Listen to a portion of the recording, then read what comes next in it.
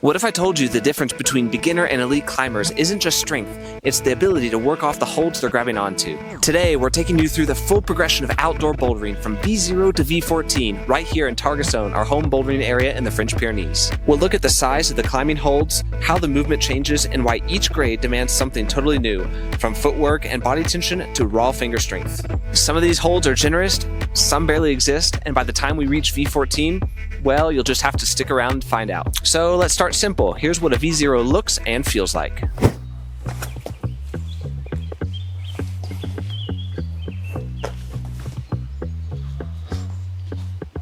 So this is a V0. For me, what characterizes a V0 is it'll be a climb with lots of very generous hand holds, foot holds, and is something that a beginner could do probably on their first day with a little bit of assistance from a more experienced climber or somebody that has gone to a bouldering gym a handful of times.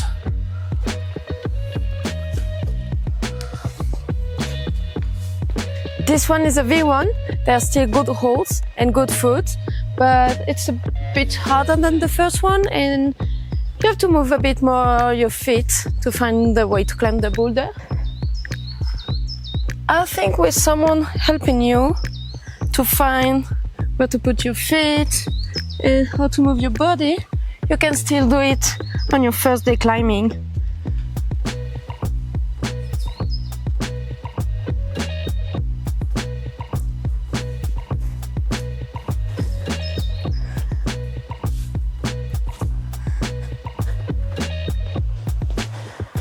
Keep in mind that climbing grades can vary drastically when going from one area to another, which is part of the reason why I wanted to film this entire video in Targasonne to try to keep things as homogeneous as possible. Behind me, we have a V2. Starting right hand, sloper. We have 2 foot jibs to choose from. This move has a slightly more advanced technique and we'll have to do a hand-foot match. Yeah, I had to crimp a little bit harder on this one. It's a pretty good hold, but now we're starting to get into terrain where you start noticing your fingers working a little bit more. Nice little slabby top out. Not very difficult, but I think you do need confidence to trust your feet.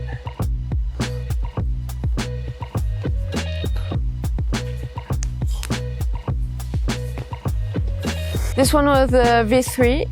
It requires a bit more body tension and strength on the fingers. The starting hold are not that good.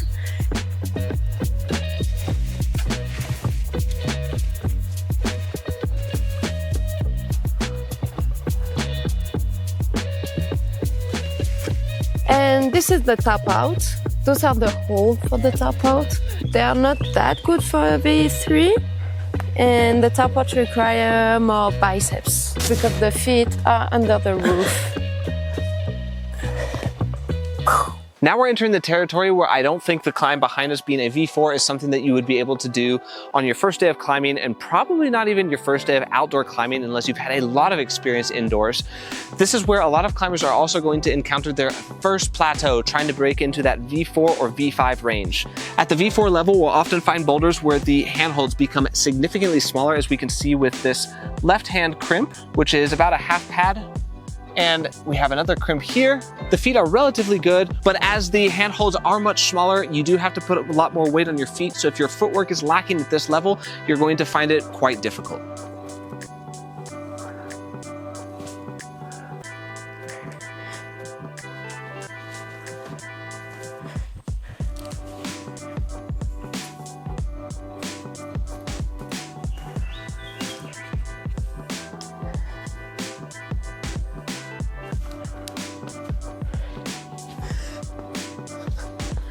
On this beautiful overhanging prow feature, we have a V5 climb where we'll start to see the difficulty level increasing really, really quickly. We're going to need a lot more core tension and upper body strength to get this climb done. Right hand starting crimp, left hand starting crimp. Crux move comes off of this.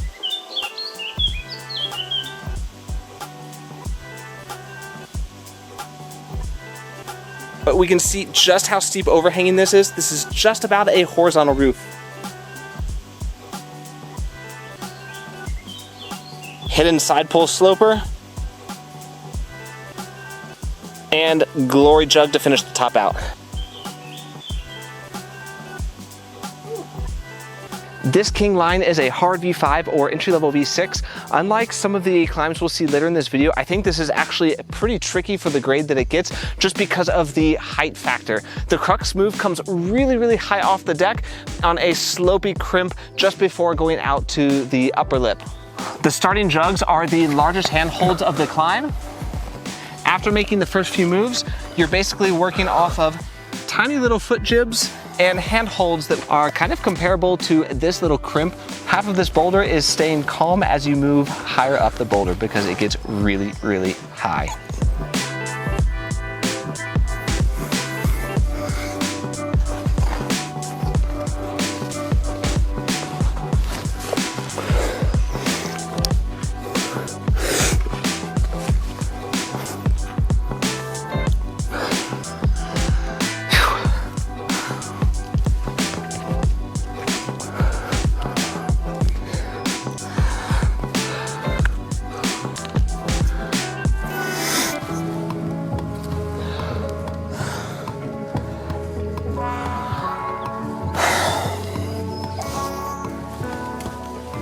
Five-star climb. That was really spooky.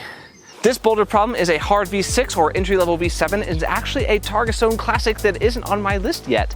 The first move is a really long and desperate crux coming off of a decently good right-hand crimp and a slopey left-hand pinch hold. You're going to a very terrible right-hand sloper while trying to maintain core tension to keep a finicky left heel hook on the ledge. From here, we match on this sloper hold in the middle and go up to this mail slot while trying to keep calm and do the top out. I actually did try this boulder one time last year and I completely misread the beta. While I am able to do the vast majority of the climbs at this grade level, it is definitely not a given. Oh baby, that wasn't easy in the summer heat. The stand start version of this boulder behind me is a V7. At the V7 to V8 range is where we're going to see the second plateau that climbers start to reach. To reach this difficulty level, you're going to have to be a lot more consistent with your climbing sessions, and you may start to need to invest a lot of dedicated time into training strength. This boulder starts with a really crummy left-hand pinch and a right-hand sloper. To work off these holds, it's all about body positioning. You've got a place to get a right heel hook.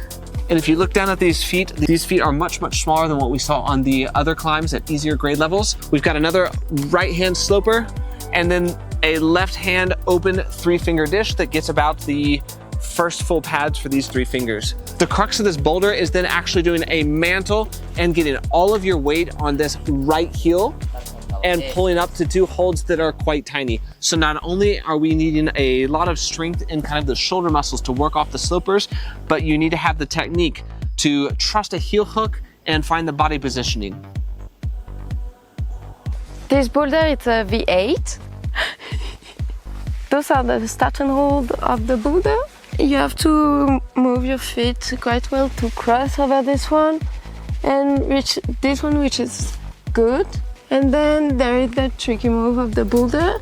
If you're like me and you climb more tactically, I found it better with those 2 holds that are not that bad to reach this crimp. Super. Allez. Allez. Super. Allez, Lucie. Allez, Lucie. You have to go far away to this slappy hold. Slap. The top part is not very difficult, but as you can see, you have to reach to this sloper at the end of the boulder, which can be tricky. And it's easy to fall.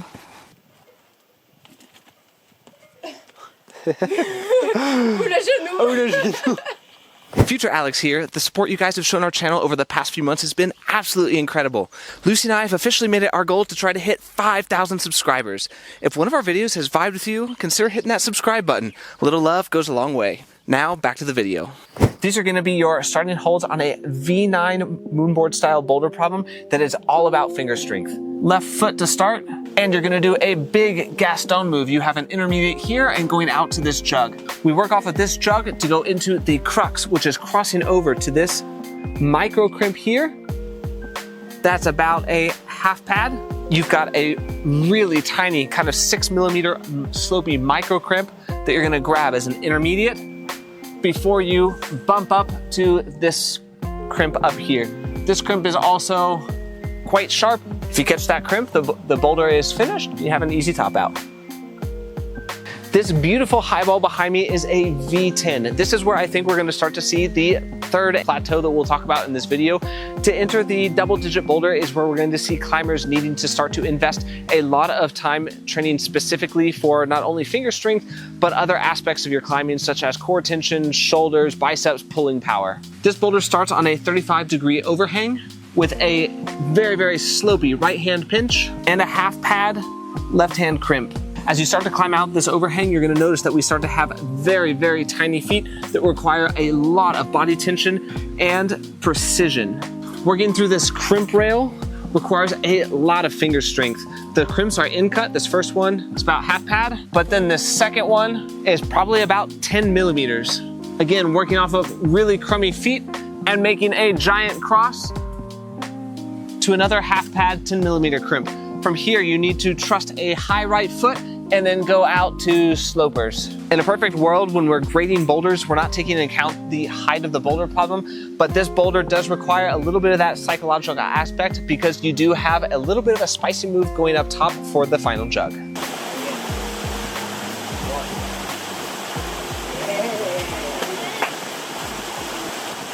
Behind us, we have the most classic V11 boulder here in Targasonne.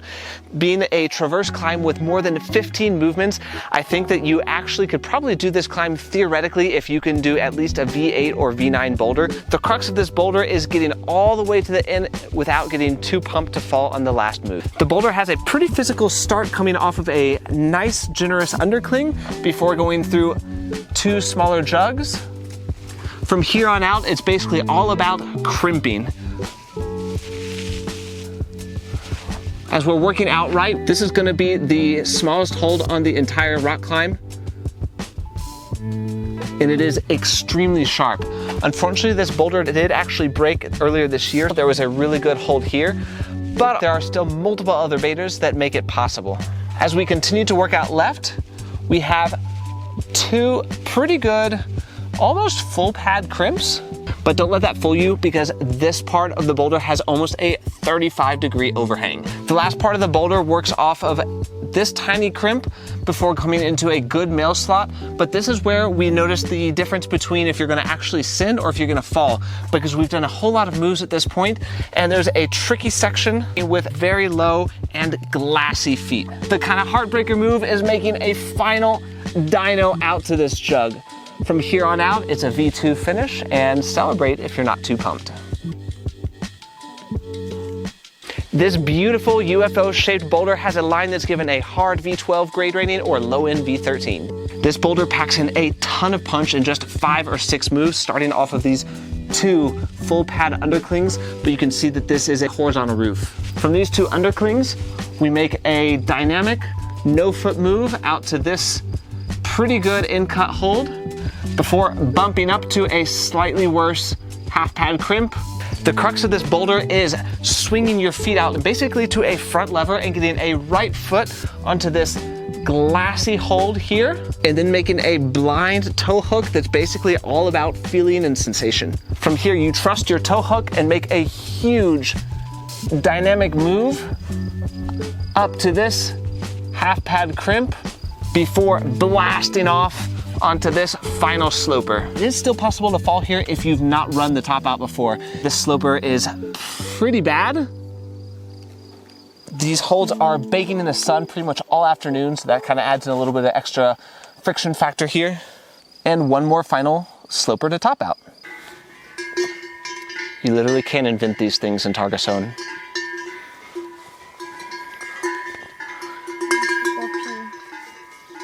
This super crimpy crack line was originally graded at V13/V14. At this end of the grade scale, you're gonna either need to be genetically gifted with superhuman strength or to have invested years and years of climbing and training. The sit start comes off of 2 actually pretty decent holds, but we go right away into these micro crimps.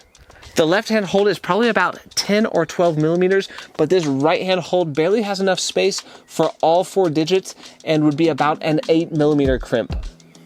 On top of all of that, this guy is on just under a 45-degree overhang. From these 2 micro crimps, you have to make a gnarly iron cross move with a high right foot that I've actually never stuck. Most climbers are able to get just 2 fingers on it first before getting a third, working feet around and making a large cross with a ton of body tension. From these 2 holds, we actually start our stand start of the boulder, and the holds, upon first glance, are actually pretty good. We've got a tiny little foot jib here, but because of your position, most climbers actually end up doing all of these moves on these slopey crimps in a campus. We have one final right hand jug before busting out to the lip. Those hands are slopers, but if you stay calm and breathe as you're working out the slopers, the problem should be finished. If you've made it this far in the video, this is probably what you've been waiting for. This boulder gets a V14 grade and is one of the 2 hardest boulder problems we have here in Targasonne. Interestingly enough, for being a V14, the starting holds of this boulder problem are actually quite good. You can see these are juggy underclings, but don't let that fool you, because the problem that we have with the very first moves are these really, really tiny foot jibs. This problem is on a 35-degree overhang. The first crux comes off of the underclings coming from the sit start. You have your choice of making a low percentage move to this male slot hold that's slightly closer, or making a desperate toss to this juggy rail feature in the middle of the boulder. As we get to this first crux move, we can see that the height of the climber comes into play a little bit, with the feet being so low, it's quite difficult to reach if you're on the shorter side. This entire hold is basically a full finger jug and is a transition before we get into the second crux move, which is basically a 1 move V12. From here, high toe and grab this nasty 2 finger with a thumb catch, basically 6 to 8 millimeter crimp. And you have to bust out high right to another sharp crimp that would be about 10 to 12 millimeters. I did actually try the stand start version of this boulder earlier this season, and I was fairly close to getting up to that upper crimp. If you're able to get that upper crimp, the top out is a little bit spicy, but it is doable, and I was able to do all the moves. So this one will be around for next season, I hope. If you guys like this video, we'd really love to hear about your experience with grades and what the handholds are like at different difficulty levels in your local climbing area. And until next time, happy climbing.